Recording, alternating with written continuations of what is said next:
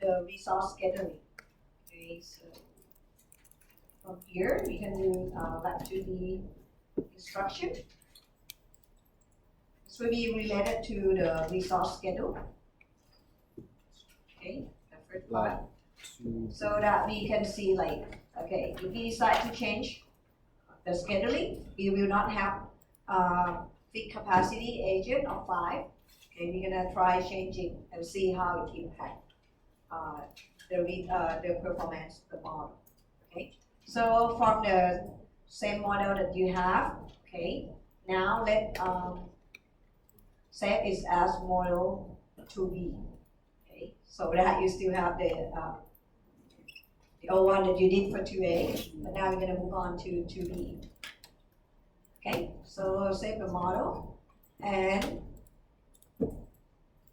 okay, from the instruction, okay, we're gonna try doing the resource scheduling, and before doing that, okay, we're gonna adapt or change our model a little bit. Okay, from the model 2A that we have, we're gonna change by ignoring travel time or the walking time. Okay, so now just for this model, new model, we will not have the walking time. Okay, so basically once the traveler arrives, they can go directly to check-in. So please delete the walk model and then reconnect the model. Okay. Just delete the walk model and then reconnect the model. Okay. Once you reconnect the model, okay, delete the walk model, then please rerun the model again, just to make sure that we get the correct result. Yeah.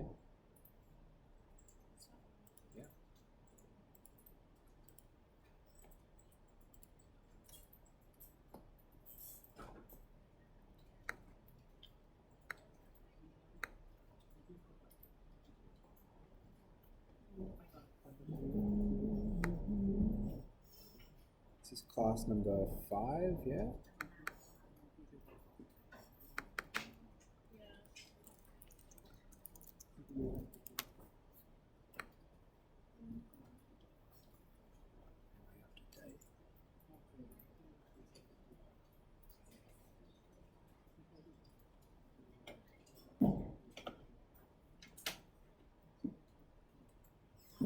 Okay, if you do it correctly, okay, the number out, okay, at the source should be 579. Yeah. Okay, so delete the walk model and then rerun the model. Make sure that you get 579 here.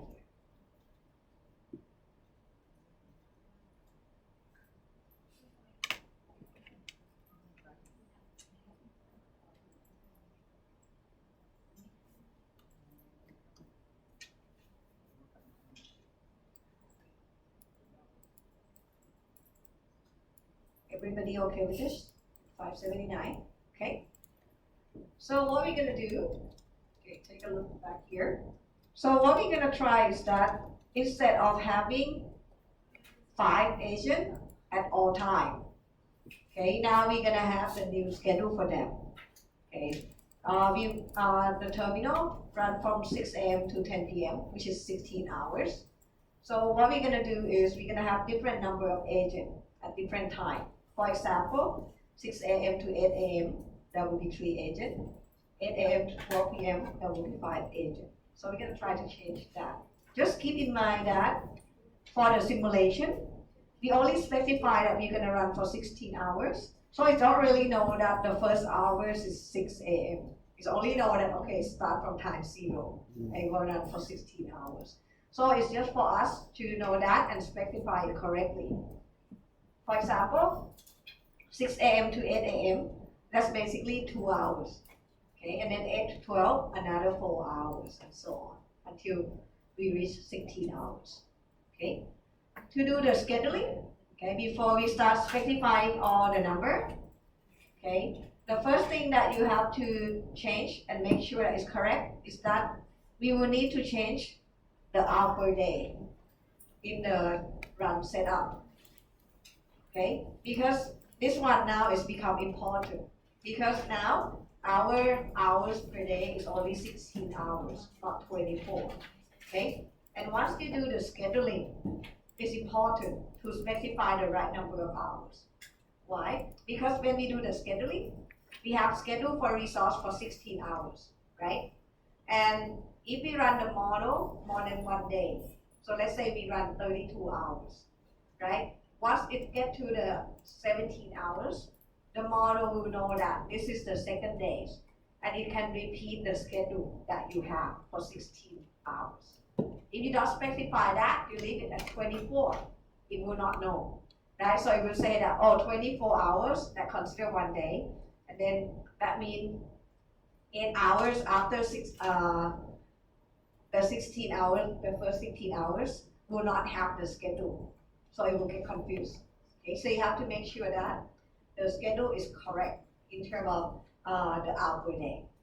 Okay, so the first thing we're gonna do, we're gonna go to the model and click N if you haven't done so. And then go to run menu and then setup. Okay, run setup and change hour per day to 24 hours.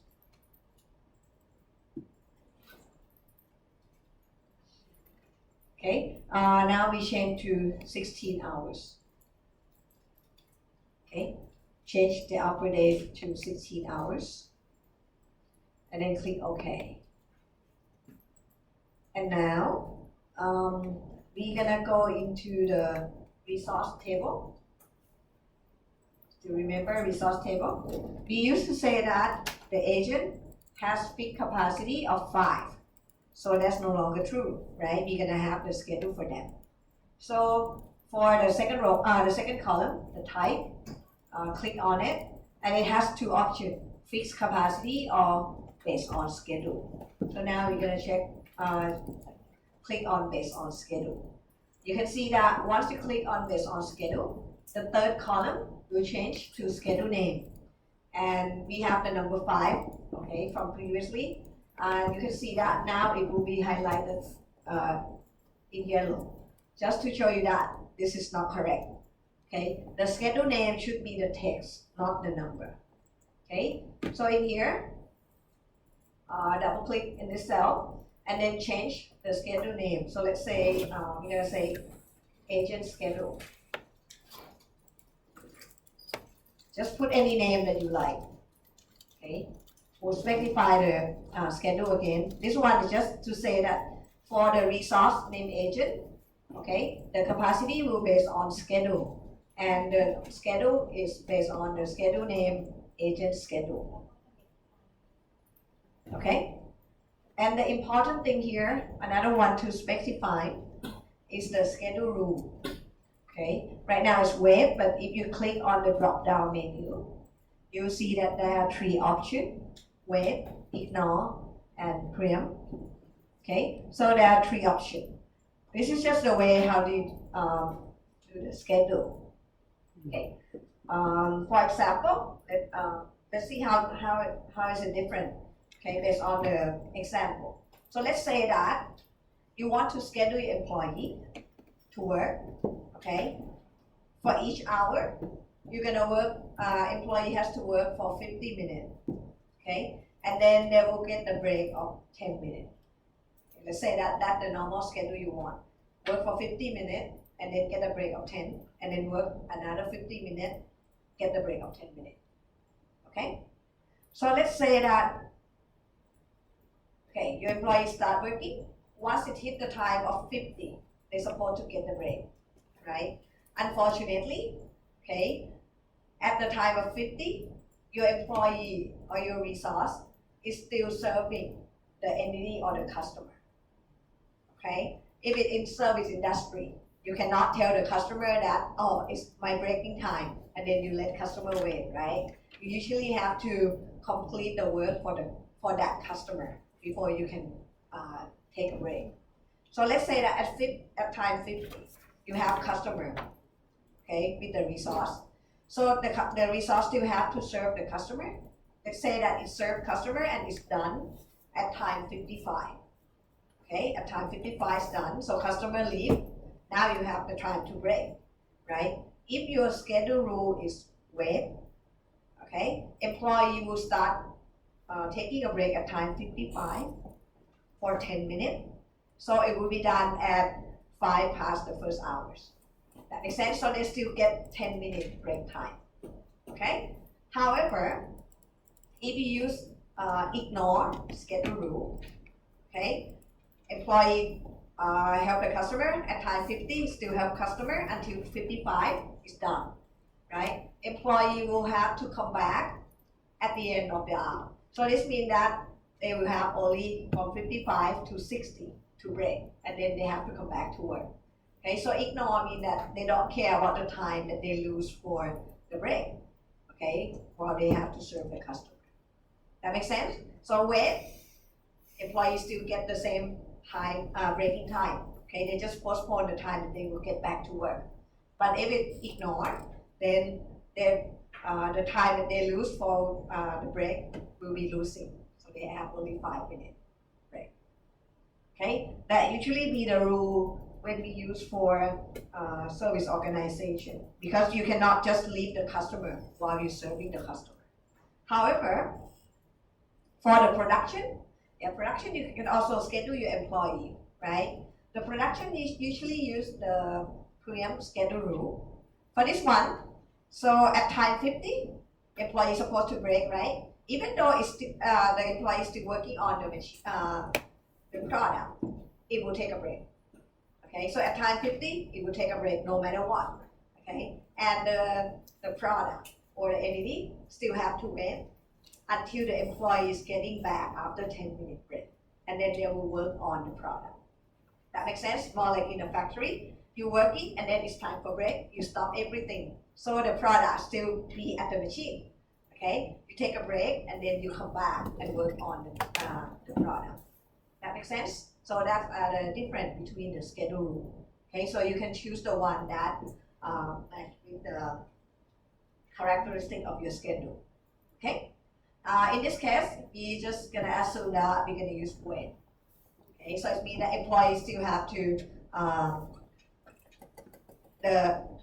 still have the same time break as specified. Okay, so we use wait. In here, basically we can just be right now just saying that the number of agent will be based on schedule. Okay, so once we're done with this, we still have to specify this actual schedule for your employee, right? So if you take a look down, okay, under the resource table, there will be another table called schedule table. So click on the schedule table. Once you click on the schedule table, you'll see one row, okay, with the name that you specified for the schedule before, agent schedule. Okay, so it links automatically. And the type, you keep it as capacity. If you click on the drop down, okay, schedule usually used for capacity or arrival, like inter-arrival time, okay. Right now it's capacity. The time unit here, okay, now it's important. Okay, the time unit here is like when you specify the number of employee, okay, based on what time unit. And if you look back to your schedule, you can see that the number of employees change, okay, based on the time of the day, and the time that you specify is in hours, right? The first 2 hours, 6 a.m. to 8 a.m., you have 3 people. The another 4 hours, 8 a.m. to 4 p.m., you have 5 people. Okay, so in this case, we will leave the time unit in hours. Okay, but if you specify like every 30 minutes or something, you can use time unit as minute. Okay, and right now you will see that the duration is shows 0 rows. So we haven't specified any schedule yet. So what we're gonna do is, okay, we're gonna click on 0 rows here. Okay, you will see the duration window with nothing in it. Okay, so we're gonna have to add the row to represent the time and the number of employees. Okay, so double click to add a new row. Okay, once you add the new row, you will see 2 columns, value and duration. Value is the number of the agent. duration is basically how long, right? Based on the time unit that you specify here, which is in hours. So go back to the agent schedule. You will see that 6 a.m. to 8 a.m., that's the first 2 hours. You will have 3 agents. So the way you specify here, the value will be 3 agents for the duration of 2 hours. That makes sense? So value, we have 3 agents, and the duration is for the first 2 hours. Okay? And then you look at the schedule again, 8 to 12, that's another 4 hours. We will have 5 agents, right? So you double click to add another row. Oops, sorry, here. Add another row. Value will be 5, and the duration will be 4. That makes sense? Okay, so now please complete the schedule as shown here. Okay, you have it in your course package also. Okay, so complete all the schedule here.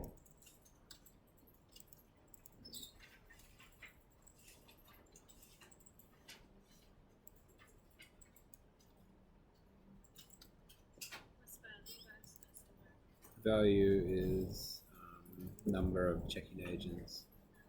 Duration is number of hours. You've got it in your course package.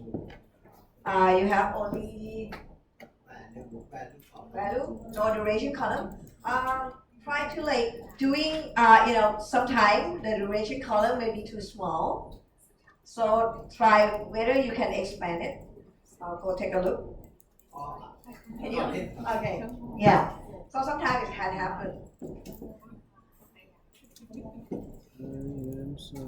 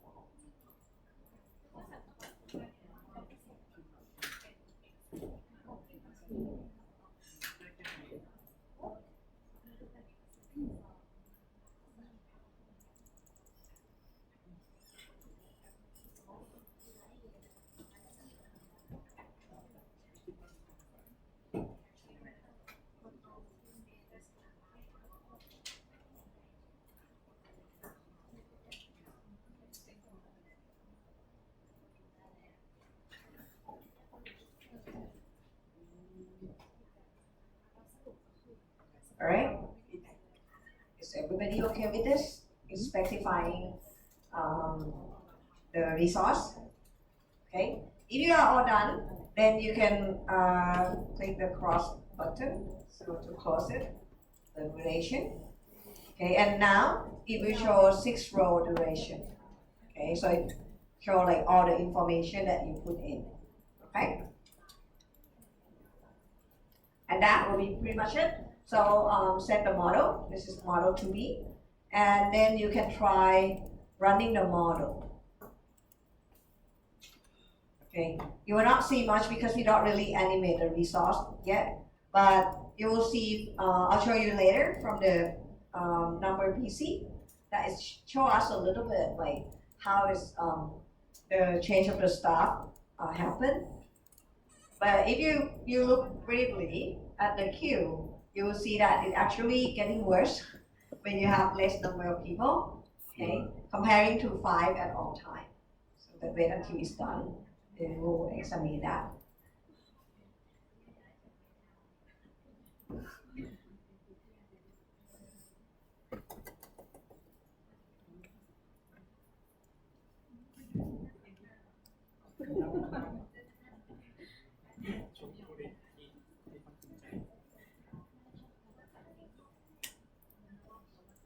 Okay, we don't need to take a look at the report, so click no.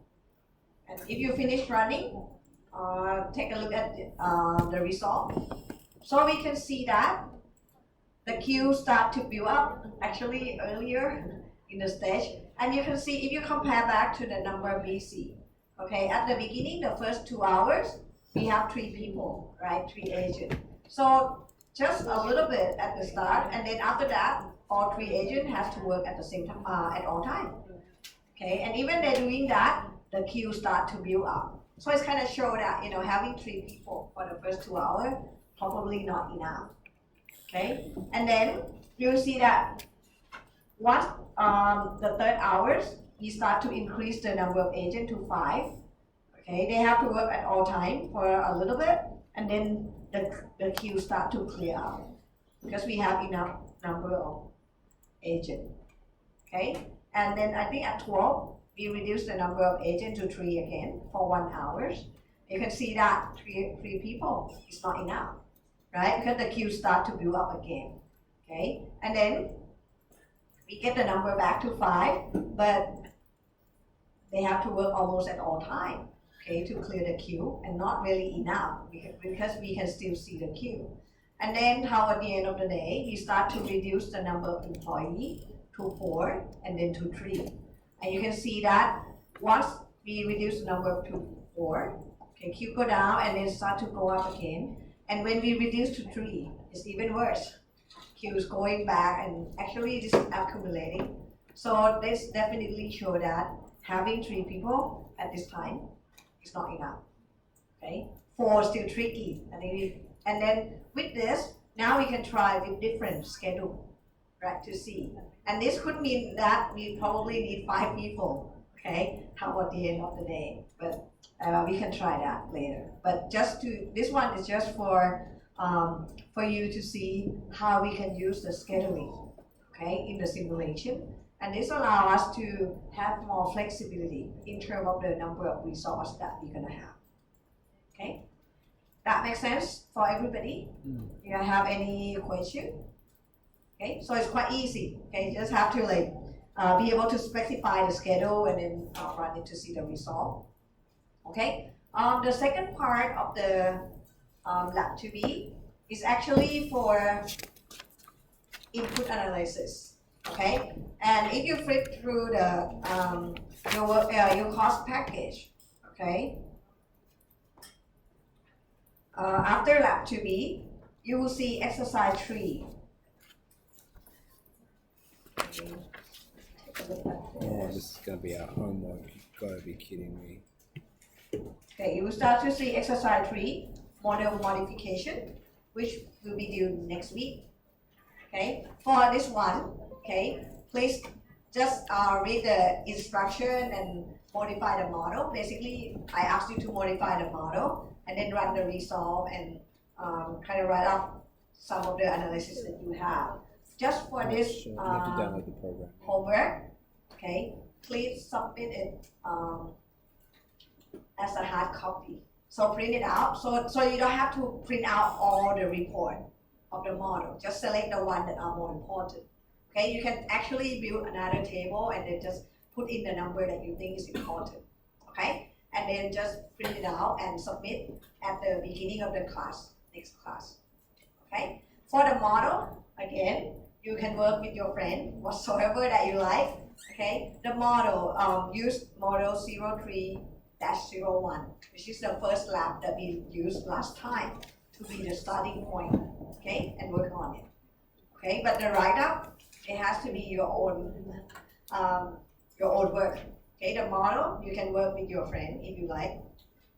Okay, and you don't have to submit the model. You can just capture the screenshot of the model if it relates.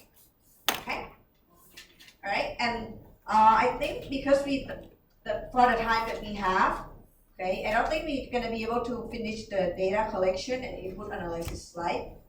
Okay, so what I'm gonna do, instead of going through the data analysis today, okay, I'll postpone that to next week. But what we're gonna do is we still have time to follow on the lab. Okay, so working more on the model, and that should help you with the exercise also. So just flip through more and go to lab number 3. Okay, so work on this first, and then next week at the starting of the class, we'll talk about the data analysis and the input analysis. Okay. All right, so let's move on to lab number 3. So lab 2B part 2, we'll work on it next week. Okay.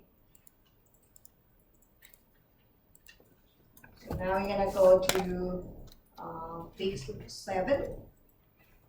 Okay, we have lab number 3, the rounding and animation enhancement.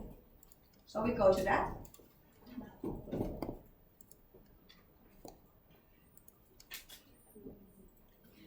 Okay, so for this lab, we're gonna start from lab 2A. Okay, so go back to this model. This one is 2B because we do the scheduling here. So set the model and close it. We're not gonna use this one. Okay, but we're gonna use the 2A. Okay, so bring back the 2A. But again, it say here we want to use the 2A, but ignoring travel time. So bring back the 2A and then delete walk again. Don't really need it. Okay, so delete walk and be sure to save in the new name. So he still have the 2A. So I'm going to save this one at 3A.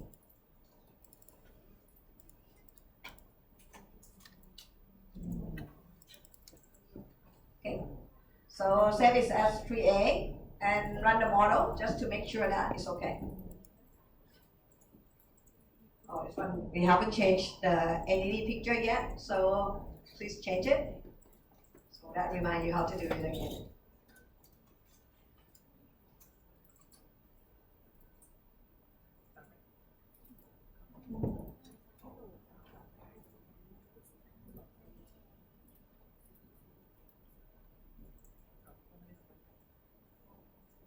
So you should get 579. Okay, ignore travel time and get 579. Change the entity picture. Okay, if you haven't done so, go to basic process template, entity table. Okay. At entity table, you will see the column called initial picture. So change the picture to the one you like.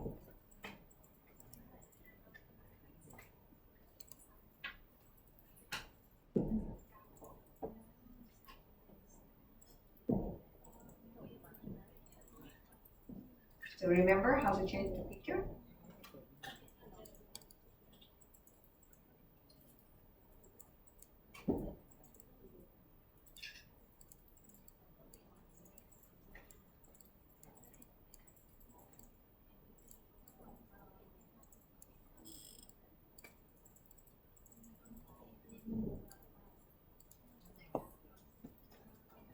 Okay. Save the model.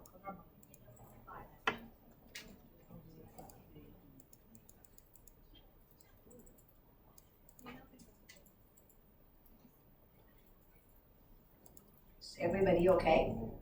Get the new model. Okay, delete the wall and then change the entity picture. Once you're done with this, now we're gonna make it a little bit more complex for our model. Okay, so the first thing I would like to ask you to do is to kind of select the two graphs that you have and move it down a little bit so that we have more space for the model.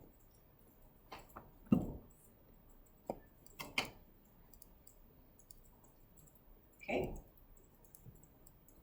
What we're gonna do is, now we're gonna say that, well, this model, right, representing the traveler that check in, okay, but normally, let's say that we have the traveler that some will travel abroad, some will travel domestically, right? So after check-in, the one that travel abroad, we're gonna have to go through the custom or the document check, okay? So the part that they will go through will be different, okay? The domestic will go in one direction, the international traveler will go in another direction, okay? So we're gonna modify that. So now, You have the first thing is, now we will not have only one type of traveler. We'll have international traveler and the domestic traveler, okay? So when we have more than one type of the entity, you're gonna need more create model. Because each create model can create only one type of the entity, okay? So first, the information is here if you wanna take a look. I'll talk about it. But we're gonna modify the current create model that we have to represent the domestic traveler. And then we're gonna add another create model to represent international traveler, okay? So let's go back to the model.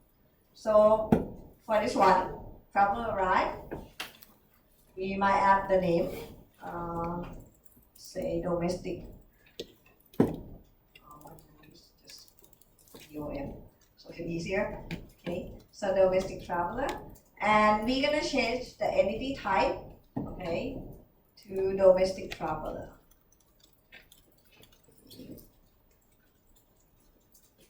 Again, the name is just it's up to you, still.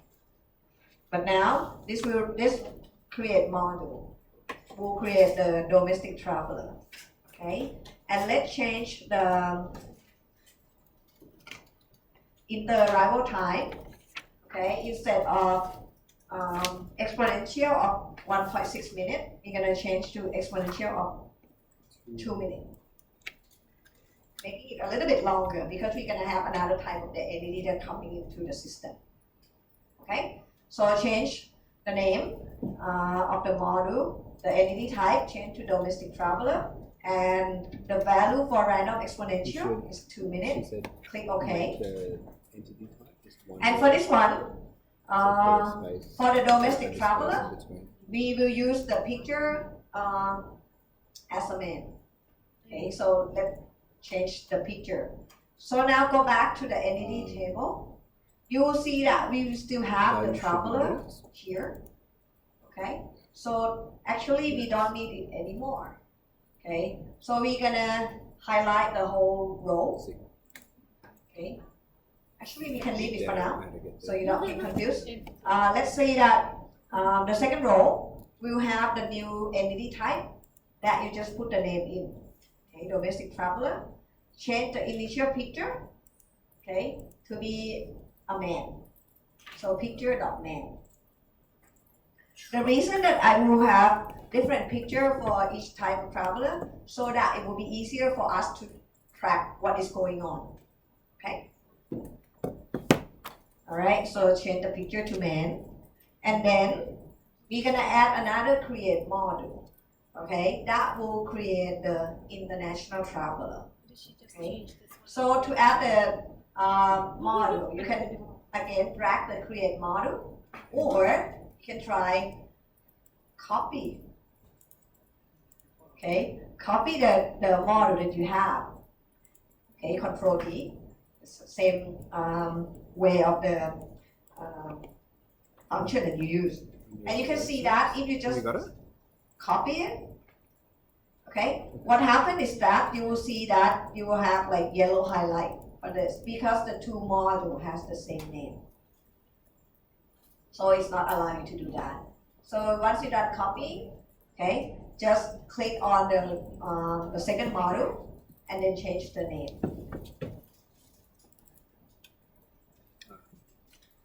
Okay, so change the name of the module and also change the name of the entity type to be international, something that you know.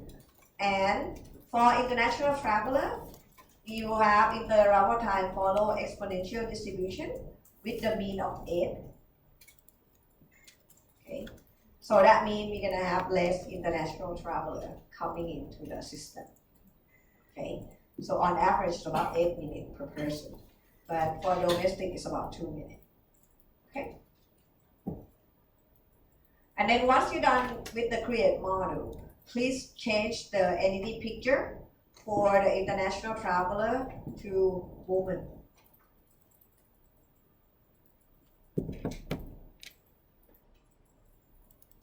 Okay, so we change, go back to entity table. You will see another entity that's coming in, international traveler that we specify. So change the picture to woman. Okay. And then be sure to connect the international traveler model to the check-in. So it will look like this.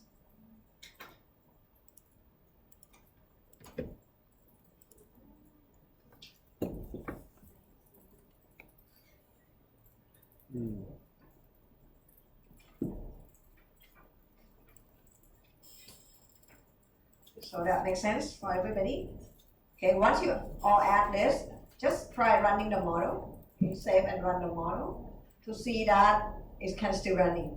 Normally, every time you do something to the model, you should check whether it can still run. Okay, because if you add up a lot of things and then if it has error, it's hard to find where did you make the mistake.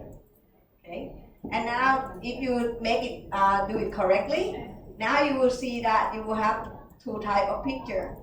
Okay, man and woman getting into the model, and for man represent the domestic traveler, so there will be more that coming in. Okay, international traveler will be less. Okay, just make sure that you can get this correct first. So now you have two types of entity.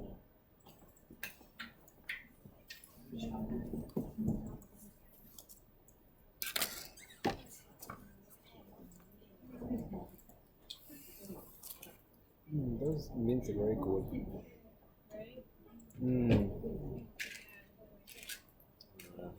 Why aren't we all there?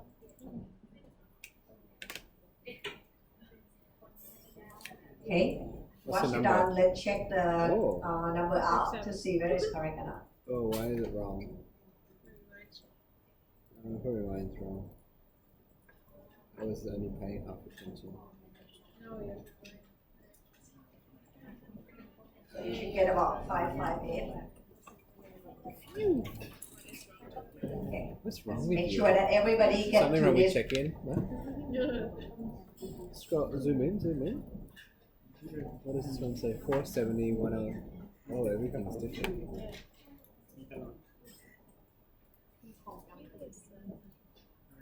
Let's compare. Given, oh, it doesn't make a difference.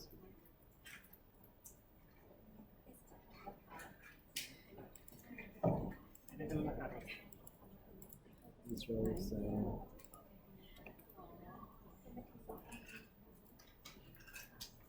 All right, can everybody get to this point? If you have any question, raise your hand. let me exit this.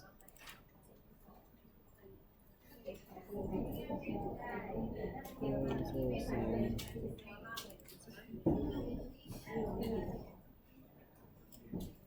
Same. This one could be different bits. All right, are you all okay with this? Now you have man and woman running around your model. Is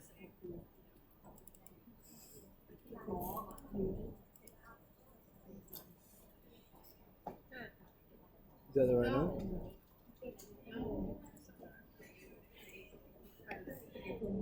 All right, so hopefully you do, right? So the next thing we're gonna do, okay, is that we said, well, for the domestic traveler, once they're done with the check-in, they can leave, they can go to gate, right? But for the international traveler, once they're done with the check-in, they will have to go through the document check. Okay? So this means that the path that the domestic and international traveler will go will be different. Okay? So let's stop the model. Okay? And then take a look on the on the left, sorry, basic process. Okay? Now we're gonna have to add, okay, the document check process. Okay, so that will be another process that the international traveler has to go through. So the document check process, again, it takes time, right? So you have to delay it. So this means that the document check process will be represented by another process model. So drag another process model here. Okay. Okay, and then let's specify the document check first. So double click on the process. The name is document check.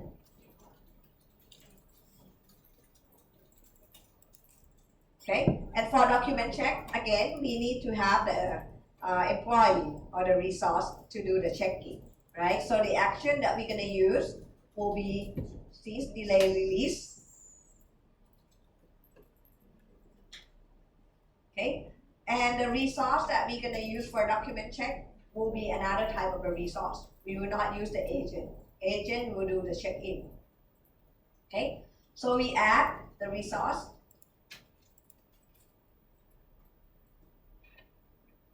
Okay, so resource and resource name, let's say doc check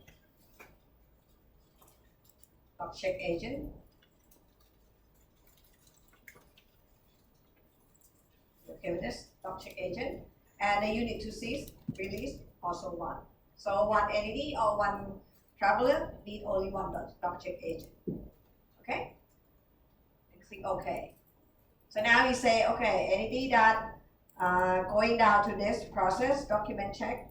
Okay, we have to cease the resource name doc check agent in the quantity of 1, and then delay. Delay for how long? In here, say that the document check process follow normal distribution with the mean of 5 and the standard deviation of 2. Q&A. So please specify that. Delay type is normal distribution with the mean of 5 and standard deviation of 2. Don't forget to change the time unit to minute. Unit 5. Okay, so change the name of the process to document check. The action will be cease, delay, release. Okay, and the resource will be doc check agent with the quantity of 1. The delay type will be normal. Okay, time unit is minute. Value mean is 5. Standard deviation is 2. Check your main. And let's assume that we have only one doc check agent. Are we done with this? Then click OK. Now you see another process, right, with the queue because it has to get the resource. Now you can see here that basically, okay, people that get out of the check-in will either go to depart to gate or go down to document check and then they can depart to gate, right? For the depart to gate, you can easily connect the line. Okay, once you're out for document check, you can depart to gate 2. But the tricky question now is, you can delete this one, check in to depart to gate. This one for now. How can we make the entity, okay, to decide where they're gonna go? right? Because if you are a domestic traveler, you go directly to depart to gate. But if you are international traveler, you're gonna have to go down to document check, right? So let's take a look on the left again. Okay, there are several modules that we can use, right? So which one do you think we should use? Pretty obvious, huh? So basically, it's gonna be the design, right? So it's basically, once the entity getting into design model, so we can put the design, okay, bracket here.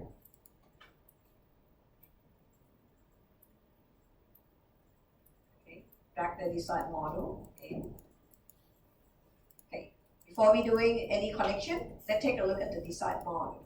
You can see that they usually have two-way out, okay? And you can see here say true or false. So you can think of it as like more like an if condition. If it's correct, then it's go one direction.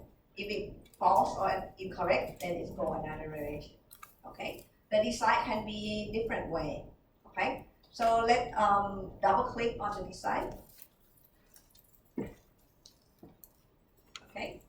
So the name, if you're gonna decide here, what should be the name that will be meaningful? So if you take a look at it, it's kind of like, okay, the design here is depending on the anything type, right? If you are a domestic traveler, you go here. If you are international traveler, you go down here, right? So we might put the name maybe domestic or not.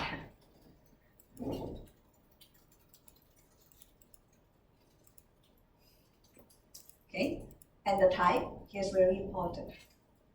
Click the drop down menu. They will have 4 options: two-way by chance, two-way by condition, n-way by chance, and n-way by condition. The default now is two-way by chance. So two-way by chance, and right now it say percent true is 50%. So if you leave it like this, what will happen? 50% of the entity will be true, and 50% will be false. But it's not related whether they are domestic or international, right? It's just by chance or by probability, which in this case is not correct, right? We already know the condition, right? That if they are domestic traveler, they will go one direction. If they are international, they will go other direction. So for the type here, it should be two-way by condition. So this is like the if condition. So for two-way by condition, if you can see that here is entity type, right? So as what we want, right? If the entity type is, so you can choose. You don't have to type in the entity name, right? You're gonna say if the entity type is domestic traveler.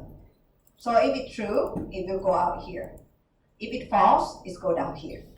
Right, so we can just say if the entity type is domestic traveler, and then click OK. Okay, if it's correct, then it will go directly to depart to gate. If the entity type is not domestic, then it's false, so that the international traveler, it will go down here. Okay, be sure to connect all the model, okay, between check-in and domestic also. That makes sense for everybody? Okay, so you can use if condition. If you have a condition where the entity will go, okay? And if you're done with this, now just let's take a look. You don't have to do it yourself. I'm just gonna show you a little bit more. So if we use two-way by chance, when do we use it? Just based on the probability. This is usually when we do inspection, right? 50% of the product will pass, 50% of the product will fail, something like that, okay? But if we know the condition, use two-way by condition. What about n-way? So you can have more than just two-way out. You can have n-way by chance. If you do n-way by chance, okay, you're gonna have to specify the percentage. For example, let me show you this, okay? You can just take a look.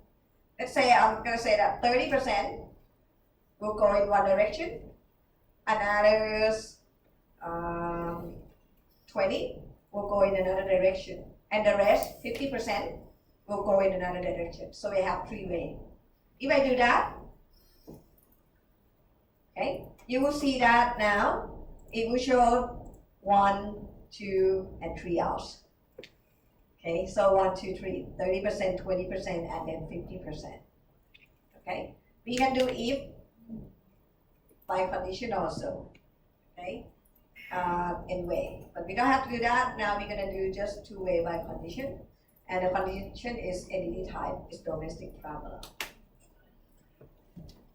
But just for you to know that you can have many options, not only just 2-way out. Okay, that makes sense for everybody? If it is, then set the model and try running it. How do we know whether our model is correct or not?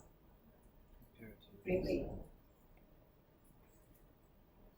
You will see that the one that go down to document check has to be only woman, right? The international traveler. The domestic traveler will always go at the top, go to departure gate. If there are any men going down here, that means our model is wrong.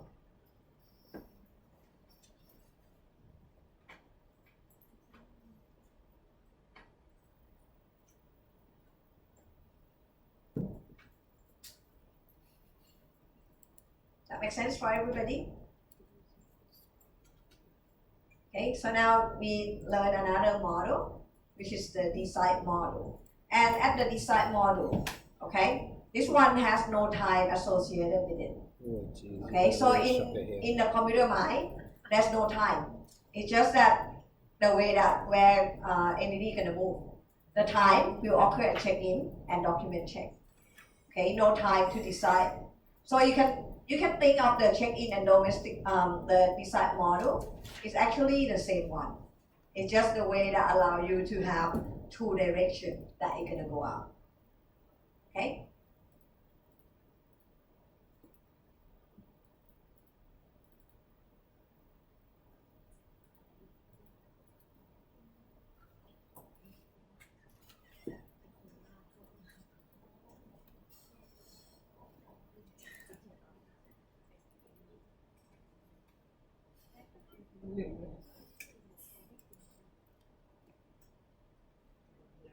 All right, so if you are done with this and you can get the result and the behavior See. correctly, okay, please save the model and be done for the day.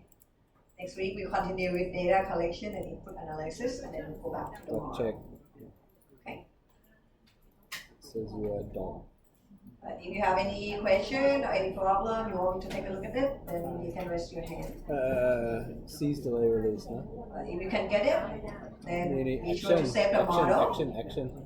Okay, make sure you have Yeah. access to it because we're gonna continue from this. Oh, how do you save the model?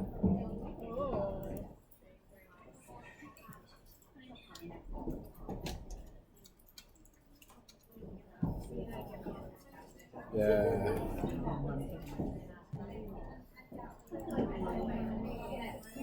614, yeah?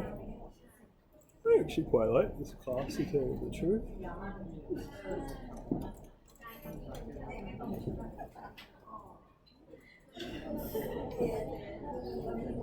What happened?